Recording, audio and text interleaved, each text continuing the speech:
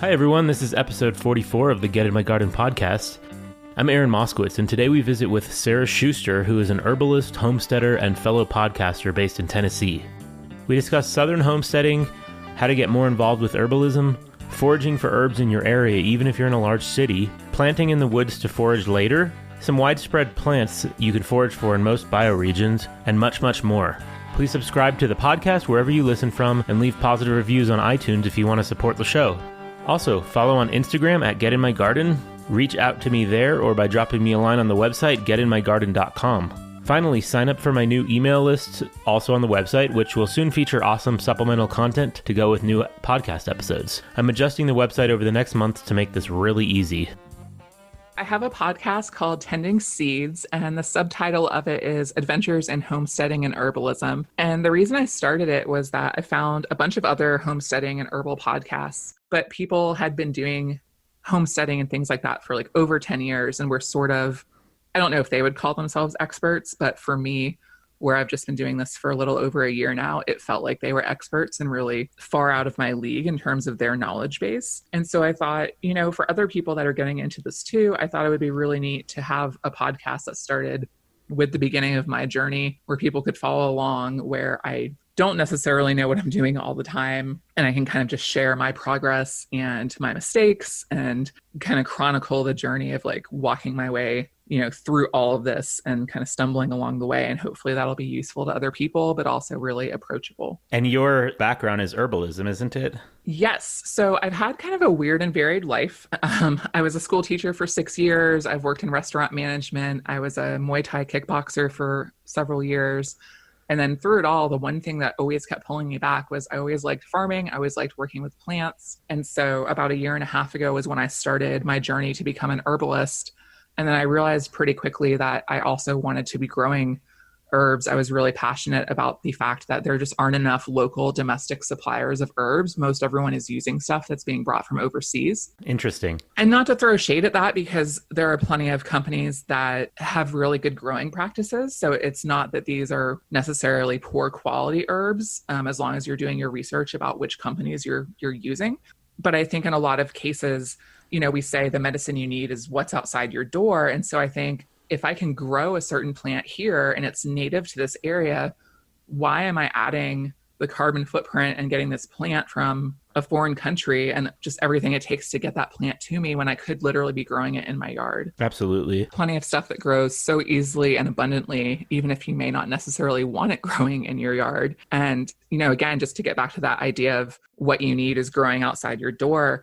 My friend who's an acupuncturist, you know, told me that from a traditional Chinese medicine perspective, the energy of that plant is going to be so much better and more attuned to what you need because you're both growing, so to speak, in the same environment. Kind of the similar idea of where people with allergies, you know, the first thing that people will suggest is, oh, you should eat honey that's local to your area to help fight your allergies. I think that just makes sense to extend that to other plants as well. It makes perfect sense to me. And then, of course, there's the bioenergetic agriculture people who talk about the energy of the plant itself. So the microbiome around the plant in your yard and your own physical body obviously will be affected, but then the actual energy of the plant and also having something that's freshly picked is a big deal. Definitely. And there are plenty of plants we can go forage for ourselves that don't stand up well to, you know, a hard drying process or a long storing and shipping time. So you're exactly right. You're much better off if you can get these, even if you can't grow them yourself, getting them locally from someone in your bioregion is going to be way more effective for you. Awesome. And you're located in Tennessee, is that right?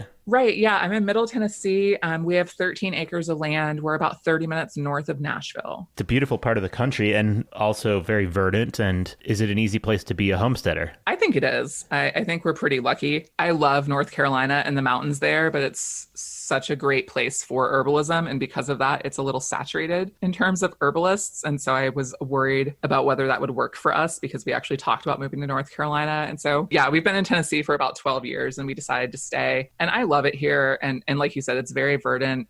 It's easy to homestead here. We have pretty heavy clay soil, but that's pretty easy to remediate in just a few seasons. Uh-huh. And so, yeah, we love it here. Well, and so what are you growing? This is our first growing season. So I'm doing a lot of foraging and wildcrafting and then growing a mixture of things for us. So my background before growing herbs was I briefly did like a CSA. My first marriage was to someone that had a large CSA down in Florida. Uh-huh. We're trying to grow as much as we can for vegetables and things like that for our personal use. And then growing herbs to do product making things for clients, and then hopefully being able to sell bulk herbs to other herbalists here, as well as when I'm foraging and wildcrafting. So we're kind of off to a slow start just because it's our first growing season. And a lot of the things that I want to grow are woodland medicinal herbs, which can take a much longer, they're not ready in a season. Uh-huh. So this is sort of like playing the long game here. It's probably going to be a bit before the farm's like fully up and running. Does that include mushrooms and rhizomes and things like that and roots? So I'm not very well versed in mushrooms yet. I'm slowly learning about that, but I'm pretty shaky on my mushroom identification. So I wouldn't feel good about going out and foraging for those. But there are definitely plants where we are using the roots and the rhizomes. I actually just got some golden seal rhizomes from another grower that's actually based out of West Virginia. And so I'm planting those in our woods this weekend, actually. But that's another plant that you're looking at probably 4 to even 6 or 7 years before you're able to harvest. Amazing. So what plants have you found on the property that you're foraging for? The very first day when we came to look at the house, I thought it was so cool. There was a huge patch of yarrow in the middle of this little driveway as soon as we pulled in. And I looked at my husband. I was like, I feel like this is a really good sign because it's just one of my favorite plants. We also have tons of blackberry bushes all over the property, tons of like the spring kind of like yard medicinals I definitely want to talk about today because I think those are sort of everywhere depending on what part of the country you're living in.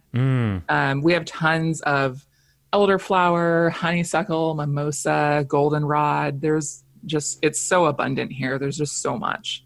Great. Well, I'm really interested in all that. And also I'm interested in how do people get involved in herbalism? What's the first step for someone who they don't know that much about herbs? How can they kind of start up? Well, I think if you're just wanting to learn, casually for yourself, there are so many great resources out there in terms of books or podcasts, YouTube channels and things like that to get started with. If you want to go more towards a program with a certificate, there's no licensing body for herbalists in the United States, but there are programs that give you a certificate of completion when you finish them. And so there are online schools that you can go through for things like that. I would really recommend getting onto the website for the American Herbalist Guild. Each state usually has a chapter and it's free to get involved and go to meetings for that. And a lot of times people in that community will organize plant walks so you can get used to doing like plant identification and just kind of figuring out what's already growing in your area. And that's super helpful. Gotcha. That makes sense. Yeah, I think that's a really good way to get involved. I was doing a program where I met up with someone locally, and that was like the first person that I actually went foraging with. That was a really quick way to like build a friendship, and we're still friends to this day. And learn about your bioregion really quickly, huh? Right, exactly. And, there are tons of people out there, even if you just have a neighbor who's lived around here for forever, they probably know some of the plants and they may not know everything, but they probably know more than you and I do. And they can point something out and something they learned from childhood about, this plant or that plant, learn from everyone you can. Oh, yeah. So what are some of the plants that are growing across the country that other people could forage for? And it really doesn't matter where they're living. Are there plants that are widespread enough to identify? Yeah, definitely. I don't know about maybe areas that are, maybe New Mexico and Arizona in terms of, deserts, but I think that most areas will have a good number of these. The good thing about some of these that I'm going to talk about now is that even if you're not in a homesteading kind of rural setting, even if you're more urban and suburban, these are things you can probably find like right outside your door in your lawn. Mm-hmm. So this is where I'll stick my neck out and say, hey, make sure you're not spraying your lawn with chemicals so you can eat this stuff. Oh, yeah. So just a good little disclaimer there. And also just don't spray your lawn. Chickweed is one that I really love. It's super adorable. It's this little kind of like ground cover plant, and it has 5 white petals, but each petal has this deep cleft on it. So it actually looks like it has 10 petals. This comes out really early on into the spring. I feel like it's a little bit sweet when you eat it. So it's edible as well as medicinal. You can just pull it and eat it raw in salads, or my favorite way to eat it is as a pesto. And it'll freeze really well once you make that, or you can even mix it into hummus. It's a really nutritive food. A lot of folks also use this herb in oils and salves, so like a topical application. It's also a diuretic herb, and it's a good blood cleanser and tonic, and it's also really high in iron. I noticed that a lot of herbs, they'll say, oh, it's a diuretic, or it's, there's a lot of overlap amongst herbs. Is that right? Yeah, I think so. And plants that grow in like a similar area or a similar time of year often will have that kind of overlap in terms of their herbal properties and qualities. Two others that I was going to talk about are cleavers and violets. And those actually you'll find often growing really close to and around chickweed as well. And so it's, for me, even before we moved out to this property, just living in kind of a suburban house on like 0.2 acres, these are all plants that I was able to find really easily just growing in our yard, often together. That's awesome. Yeah, it's really cool. It's really fun. I love violet because the flowers, everyone, can recognize those pretty easily. And those are great in salads, or you can make a syrup from those. Some people will preserve those by crystallizing those in sugar, and then they make really cool decorations for cakes and cupcakes and things like that. But the leaves, the flowers and stuff you'll stop seeing after spring once it starts to warm up. But the leaves will usually stay. If you have a shady area, they'll stay almost year round, and you can keep eating from those as long as you've positively identified them. I tell folks when you're first starting to get into this, you usually want to find the plants when they're in flower, just because it makes getting that correct ID a lot easier when you can see the whole plant, leaves and flowers and all. But yeah, violet, it's a demulcent herb, meaning it sort of has like a mucilaginous quality. So it's going to be really soothing and cooling. So if you're dealing with like a dry hacking cough or bronchitis, you can make a tea from these leaves, let it steep overnight so that, you get the heat and the cool of the water and kind of pull all those qualities out into the tea and drink that. It's really moistening and soothing. I love it. That's so cool. Yeah, it's really fun. And then you've probably met cleavers at some point if you've just been walking around your yard and then looked down and had this like green plant kind of just like hooked onto your pants, because it has these little hooked hairs on the stem. I like to juice that. It's, again, these are all plants that start really early in the spring. And so if you think about back before we had grocery stores and we could get whatever fruits and vegetables, year round, if you think about kind of what you would have been eating during the winter, seeing these first green plants start to pop up in spring would have been really exciting for us. And all of these plants, they're blood cleansers, they're really good nutritive herbs. They're kind of helping us wake up as we come out of that, winter funk, so to speak, and just kind of getting our body like online again. That's so cool. Now, as far as herbalism goes, I'm from the Northwest, and there's kind of a tradition of Chinese medicine, and that includes sometimes the weirdest things imaginable, like reptile skin and weird animal parts, almost like voodoo type stuff. So is that considered part of herbalism, or is it really just the plants? I think it depends what type of herbalism you're really focused on. I'm usually doing kind of Western herbalism, or folk herbalism is what we would call it in this area, or Appalachian herbalism. I think, going back to like the traditional Chinese medicine, there's definitely components of that don't overlap with folk herbalism. For me, it's just the plants. Got it. So I've also started to get into stone medicine recently. So using different stones and crystals. But that's dealing with things more on like an energetic or emotional level, not so much affecting the physical body. So for physical stuff, I'm pretty much just sticking to plants. Gotcha. Well, in Santa Fe, New Mexico, that is all very popular. I would say there's more focus on energy medicine than actual physical herbalism, that's which really is also cool. very popular here. Yeah. And I think a really good way to bridge that, if you're interested in one and wanting to get into the other, would be to look at something like flower essences, since those are made, from flowers, from plants. But those are also designed to work more on an energetic level with folks. So it'd be a good thing, if your listeners, out in New Mexico are more into the energetic work, that could be a really cool way to kind of work into that realm. Absolutely. Well, I've definitely been curious about flower essences over the years. From the experiences I've had with flower essences, you can definitely get sort of a really fast response from that, but you're also not going to use them for an acute physical symptom. If you have strep throat, I'm not going to tell you to, hey, take this flower essence. We're going to hit the herbs. And then if that's not working, we're going to move on to antibiotics or whatever else we need. Makes sense. Sure. Awesome. Well, I'm interested in the idea that some herbs are spices, so some of them have essential oils. Some of them are used in cooking and food and can be very nutritive. So do you have some examples of those? Yeah, definitely. So another food that you can forage for in early spring is garlic mustard. And that's actually considered pretty invasive and can push other plants out in the region. So if you have it around you, definitely go eat some, and you're kind of doing a good deed at the same time. It's really high in vitamins E and C, iron, zinc, and calcium. But then my favorite herb, and I'm probably not alone in this. I think most herbalists, if you ask them, what's your favorite herb, they might tell you nettles. Yeah. And yeah, it's just awesome. So vitamins A and C, potassium, calcium, it's really high in iron. So if you're dealing with anemia, it also has a good deal of magnesium in it. There's an herbalist named David Hoffman who I love, and he's really well respected in our field. And his thing is pretty much, when in doubt, try nettles. So if you have a client and you're just kind of looking at them going, I don't even know what to suggest here, I need to do some more research on this, but you don't want to send them away empty-handed, give them a bag of tea, give them some nettles, and have them try that, because it's a really nourishing tea. You can use it as food. You can, add, just steam it. You can add it into soups. You can make an infusion from it.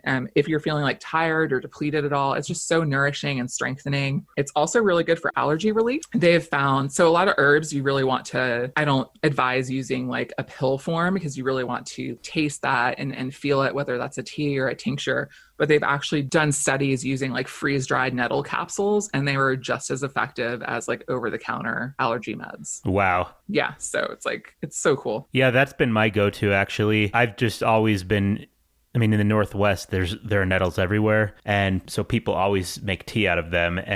But more recently with allergies, that's been my go-to. Awesome. I'm so glad that's working for you. Oh, yeah. Very cool. I always joke, I think every tea blend I make, I start with nettles as my base, and then I just kind of build from there, because I love it. It's a great flavor. And now, the Chinese also have, from what I understand, certain builders. I don't know what the terminology is that they use, but they start as like a baseline with certain herbs. Do you know about this, or what some examples are of those? So I think in traditional Chinese medicine, you're going to see things more like ashwagandha and astragalus as sort of like builder herbs. They're definitely different herbs that the idea is basically you start taking them and you're going to take them for the rest of your life. They're considered just general herbs that you always just want to kind of have at, a fairly low to moderate dose in your life. Things like, turmeric has become kind of like the darling of the herbal scene in terms of being anti-inflammatory, which I would add like ginger and garlic into the mix for that. So getting back, you were saying, cooking with herbs, those are like three that work really well together if you're doing just like a stir fry.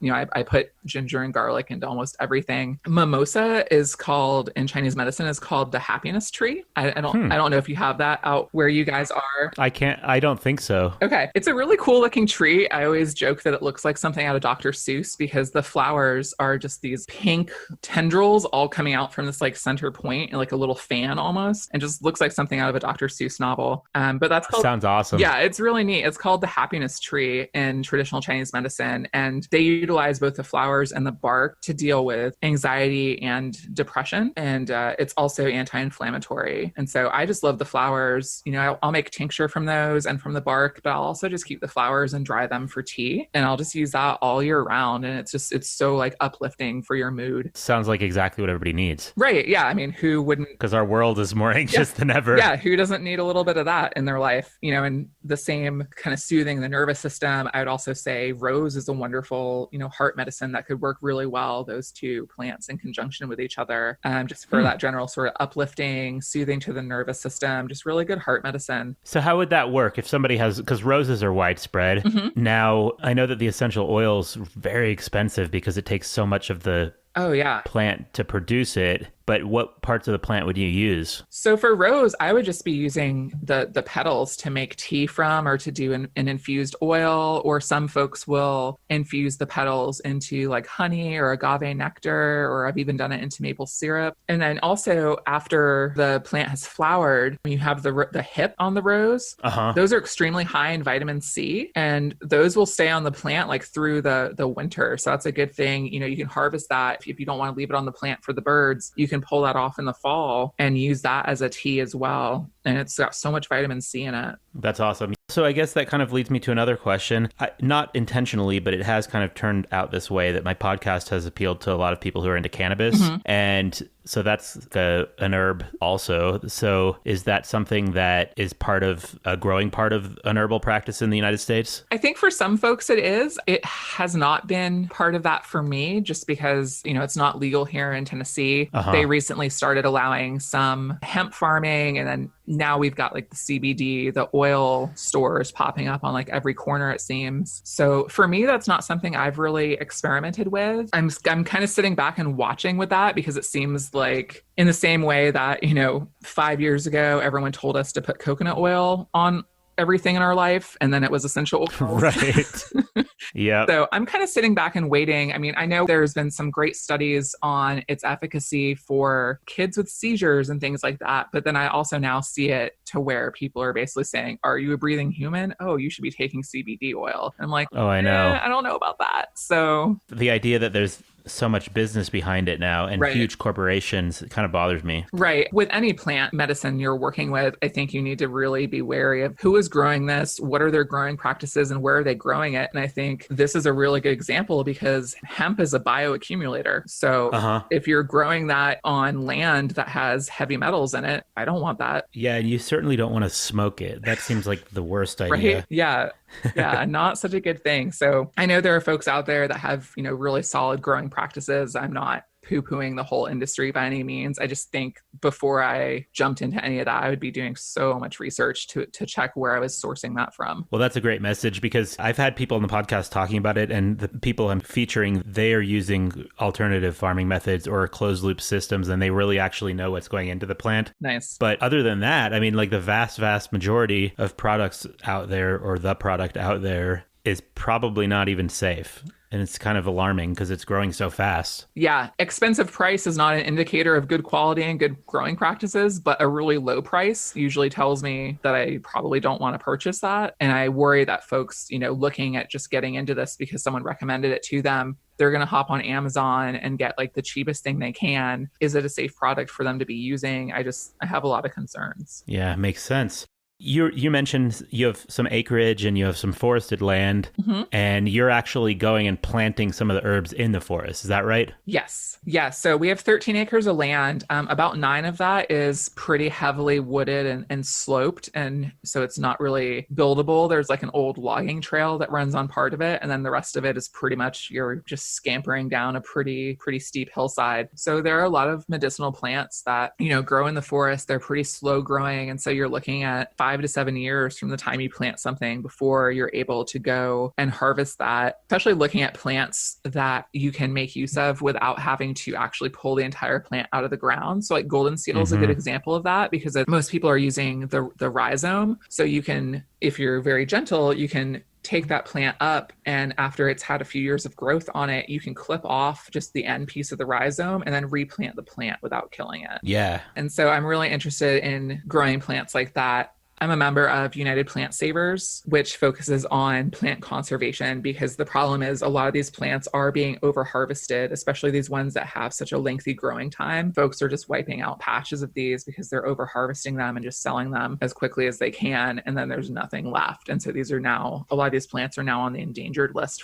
I've heard about some of the illegal foraging in California for succulents. They have really gigantic, beautiful succulents, and people were coming in and just decimating an entire park. Oh. And then also I've heard about people hunting ginseng. I don't know if that's going on in your area, but I think it's the southeast, right? Yeah, no, it happens in our area too. And like actually specifically on our land, we heard some stories from the folks in our area about the people that we bought this property from and some of our neighbors adjacent to us. I actually decided not to grow ginseng on our property just because I didn't want to have to deal with people coming through our land and potentially, if you find one ginseng plant, then you're going to keep looking across the whole property. And I just didn't want to deal with that. So we decided not to even grow it here. Wow, that's sad, but sounds, I guess, pretty smart. Yeah, I mean, it was kind of a safety thing. But, again, the bummer with ginseng is that kind of like what I was saying with golden seal is you could harvest this slowly and not have to kill the entire plant to do that.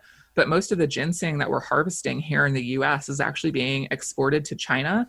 And part of how they value the plant and it's held in such high esteem there is they want the entire plant. They want to see what it looks like, even up to the point where it attaches to the above ground parts of the plant. And so if you don't harvest the full plant, they're not interested in buying it. Wow. Ginseng and a lot of these other woodland medicinals, there are folks that are growing them, not in the woods where they're just setting up huge indoor facilities with just shade cloth over it to try to replicate that same environment. But are the Chinese interested? Well, that's where you get into the interesting issue then of you're able to grow these plants a lot faster because you're controlling the light and the watering and everything. But when those roots come out of the ground, they don't look the same way that plants grown in the woods do. And so they will be sold, but they're going to be sold for far less money. Gotcha. Yeah, that makes sense. Do you have a water feature on your land? We do have a stream. It's really hard to get to. It's at the bottom of some pretty steep hills here. But we also have an area. Our soil is very clay heavy. And so we definitely hold water in different parts of the land. So even the parts that aren't wooded, I definitely have an area that pools a lot of water. And so I'm thinking about kind of trying to build up a swale around that to kind of intentionally have a small pond. Just cool. some more. Yeah, I really just want to make some more microclimates on the property. There are definitely plants and herbs that grow better, with wet feet, so to speak. So, things like marshmallow and things like that. So canna lilies. Yeah, I know. And I think, didn't you say you started at the farmer's market? That was one of the plants you were selling? Yeah, I was selling focused on rhizomes. So lilies, like daylilies, and irises, some canna lilies mainly. Yeah. That's so cool. Yeah, I loved hearing your kind of business model behind that, where you were going and doing landscaping for folks and then kind of thinning out, the plants they already had there. And then you could turn around and take those to sell at market. I was like, that is brilliant. It's a great business model that I did not think of myself, but I wasn't the right guy to go on with that. But I think it's a feasible business model for people all over the country, because if you get into people's backyards and talk to them about permaculture and sustainable management, you could literally transform your entire area. And it's probably going to be somebody who's more of a landscaper. Mm-hmm. But that's so cool. When you find the right collectors, there are people who are so passionate about the plants that they want to be involved in swapping with other people that And I had a great opportunity to help people transform their yards. It was really fun. I love that. Yeah, no, that's amazing. Is there anything more about herbalism that you want to talk about? I think there are some really exciting things happening in terms of working with what we refer to as invasive plants. Most people, you talk about invasive plants. So like the mimosa tree that we just talked about, or, multiflora rose here has, taken over a lot of parts. But then we can also talk about the flip side of that in terms of, the uses for these plants. I don't know a lot about Lyme disease and treating it herbally yet, and all the co-infections that go with it, because it's pretty complicated. Stephen Buhner is an herbalist who has done tons of work with this. He's, I think, kind of leading the charge in terms of the research for this. And there's an invasive plant here along the waterways in Tennessee and other surrounding states called Japanese knotweed that he says he thinks is the most important plant we have to work with in fighting Lyme disease right now. So I just think that's so fascinating. I mean, Japanese knotweed is a plant that they'll do statewide like river cleanup days and stuff here, where they're just trying to rip the plant out because they've even tried to hit it with Roundup, glyphosate and things like that. And it just seems to laugh and grow even bigger. It just does not care. Oh, and the other thing with Japanese knotweed is resveratrol, the antioxidant that we talked about finding in like red wine that people got so hopped up on a few years ago. It's a huge source of that. Amazing. Yeah. And so I kind of look at these plants and wonder, why are these plants here? Is there a purpose for them being here rather than us just like freaking out and being like, we have to rip them all out? Why not? That's a really cool point. Again, the thing you need grows outside your door. Well, why is this showing up everywhere? Wow. So, I mean, that's a really cool plant energy concept, that it's literally the earth is putting the nutrients there, or the microbial life that will foster a plant that was needed in that environment. Right. And I just think, before we've spent so much money trying to round up, Japanese knotweed out of here, which obviously I don't want us to do to any plant, but then even just the cleanup crews of going in and pulling it out. And I'm like, let's stop a minute. Let's figure out what it's doing here. It's taking up an ecological niche for a reason. Let's figure that out. Another one that I love that's a really great one to forage for here, the state wildflower in Tennessee, is the passion flower, which most people know from the fruit, if they've ever eaten that, or like a passion flower ice cream or something like that. But the flower and the leaves can be used to make either a tincture or a tea. It's really helpful if you're dealing with insomnia, especially the type of insomnia where you just get caught in those like circular thinking thought loops.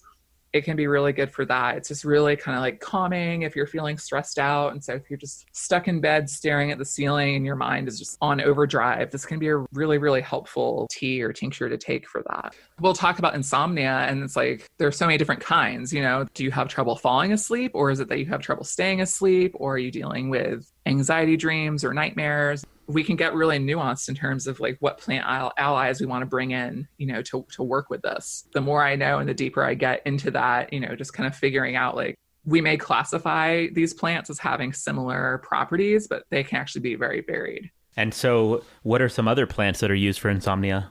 Another one would be hops, actually. Mm. And so, maybe you can tell yourself that beer is medicinal that you're having at the end of the night. But yeah, hops is a great one. Valerian, which is, oh, it's so stinky if you've ever smelled it. That can be useful. I also think going back to even like the rose, just because it's such a calming and just soothing herb. So if you're just having like a little bit of light insomnia, and it's not a chronic condition for you, I would look at rose as well. I think could be really good. When I work with clients, we focus a lot on lifestyle. It's not just, hey, come in and I give you this bag of tea or this tincture and I send you on your way. And so a lot of times before we even get to the herbs, if we're talking about insomnia, we're talking about what's your caffeine intake like? What kind of stress are you under? How's your sleep hygiene? Do you have a regular sleep schedule? And, things like that. And a lot of times it doesn't even matter what tea I'm giving you. If you get into the habit of you start winding down for the night by making this cup of tea and you sort of have this like evening ritual, that can be so calming. You might find your sleep is improving regardless of what specific herbs are actually in that cup. That's so smart. It's very similar to the priming concept of people who struggle with procrastination or whatever it is in their work or anything. It's just if you can prime yourself in the right way and change your environment, then it makes everything just happen so much more easily. Right, exactly. When you can sort of stack habits and functions on top of each other, they always say if you're trying to make a new habit, link it to something you're already doing all the time. Totally. And yeah, I think that definitely works. So if you're someone who you already know you lay your clothes out at night for the next day or something, go ahead and start linking that to that's when I turn my phone off and stop looking at it, or that's when I make a cup of tea, or whatever good habit you're trying to instill for yourself. I like it. Now, what about someone who's living in the city, like New York City? Mm-hmm. Do you know anything about foraging for herbs within a city? You can definitely do this. It's a thing. Like, I love it. So I think probably the most famous like city forager I can think of would be Steve Brill, who actually he got arrested for foraging. I think it was in a New York City park because they had tried to make it illegal. The biggest thing if you're going to do urban foraging is just finding out, in the area where you're looking for stuff, if you're going to park, finding out, are they spraying with chemicals and just kind of getting a feel for that. But I think a lot of the plants we talked about earlier, like the chickweed, the cleavers, and the violet, you're probably going to be able to find those most places, especially, early spring when those new greens start popping up and before the grass, kind of starts to crowd them out again. That's a great time to look for those. And also, dandelion, I think, is just the bane of every suburban lawn's existence. But it's such an amazing plant. And I think the fact that it is so resilient and it just continues to pop up everywhere. How many pictures have we seen of dandelions just like growing up through concrete? I think it's really important. I don't think the listeners are going to probably be the type of person who's spraying their dandelions. I don't think anyone who's listening to the podcast, but I mean, it's like critical that we not do that because the bees are super attracted to them, and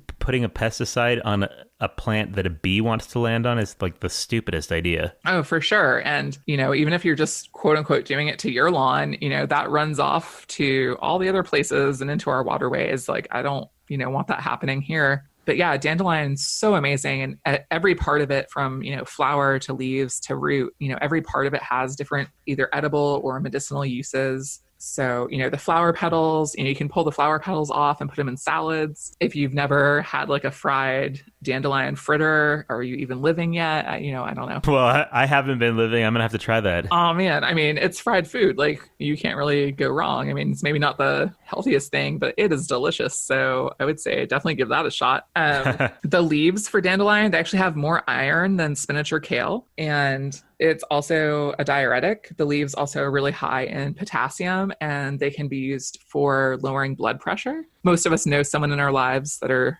dealing with that. The also interesting thing about dandelion leaves is if you're someone who's on like a pharmaceutical grade diuretic for whatever health reason, a lot of times one of the side effects of that, because, it's making you urinate more frequently, the side effect from that can be that you have too low of a potassium level. It's leaching the potassium out of your body. And so one of the really cool things about dandelion leaves is because it's so high in potassium that if you're using that instead, you're not getting that mineral leaching effect, basically. Caveat there is if you are on a pharmaceutical diuretic, you probably wouldn't want to also use dandelion leaf at the same time. So, and then the roots, if you're trying to get off of caffeine, they can be used as like a roasted coffee substitute, which I have not tried that. I'm not really a coffee person in the first place, but I hear I hear lots of folks talk about that. And if you want a good workout, go dig some dandelion and, you know, burdock roots up. Like, that's a good little workout for you. You know, kidding. So the burdock, and I guess so each herb, would you say that, is it almost all of them that you can eat all the plant, or are there some of them that are only the leaves and flowers or only the root? Yeah, I think it depends from plant to plant. And then you'll find that different parts of it have different, you know, medicinal uses and stuff as well. With dandelion, like the root of that is really powerful as like a liver cleansing tonic. Whereas like the leaf has maybe a little bit of that property, but not nearly as much. And then also dandelion roots, if you dig them in the fall, they contain a quality called inulin, which is a prebiotic that your body needs to help with gut flora and things like that. So we're always focused on probiotics now in our culture, which is good. We definitely need it, but we need the prebiotics as well. And so dandelion root, burdock root, those are really good sources of that. And then you can find burdock root a lot of times in international markets. It's sometimes called gobo, I believe. And yes. Yeah, you can saute that and cook with it. It's really good. It's like a high fiber kind of. It's like an undigestible fiber, but it has those prebiotics that are so important for our digestive health. So cool. You mentioned your podcast. Do you want to plug it again? So I have, you know, my podcast called Tending Seeds, which comes out twice a month, hopefully more at some point, maybe in the fall when the farm is not so busy. So you can find me there, and that's on, you know, all major podcast platforms. I'm really active on Instagram. My name there is Fox and Elder, all one word. Elder is my favorite herbal plant. And I'm not selling anything at the moment. I do offer consultations to folks if they want. And so we do a consultation, which includes one herbal remedy. And so I can do that either in person, or I do a lot of them kind of like we're doing this podcast over the internet with like video chat. And then I just mail you whatever thing we decide on, as well as like some other like ideas and tips for kind of more lifestyle changes to make. And we try to just do like a few things at a time and, you know, build off of that. So yeah, folks can get in touch with me through Instagram if they're interested in doing a consultation. And I'm hoping to be adding some more things, doing like an herbal CSA, hopefully by next fall. So will it be local, or will you also, because of the ability to dry certain things, will you sell it to people elsewhere? Oh yeah, no, that'll be totally mailable, doing herbal products. So, you know, teas and salves and just the full range of products. So just basically doing like curated, you know, seasonal offerings of whatever's coming off the farm and the land here. Perfect. I really look forward to chatting again sometime. Awesome. Thank you, Aaron. Good luck with everything. Bye-bye. Bye. Thanks for listening to the podcast. I'm really grateful to you and all the people who have reached out as the podcast has evolved. Please subscribe to the Get in My Garden podcast wherever you listen from, and leave positive reviews on iTunes if you want to support the show.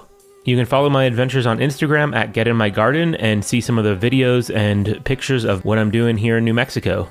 Reach out there or on the website getinmygarden.com. Finally, sign up for my new email list, which will soon feature awesome supplemental content to go with new podcast episodes. This is also on the website.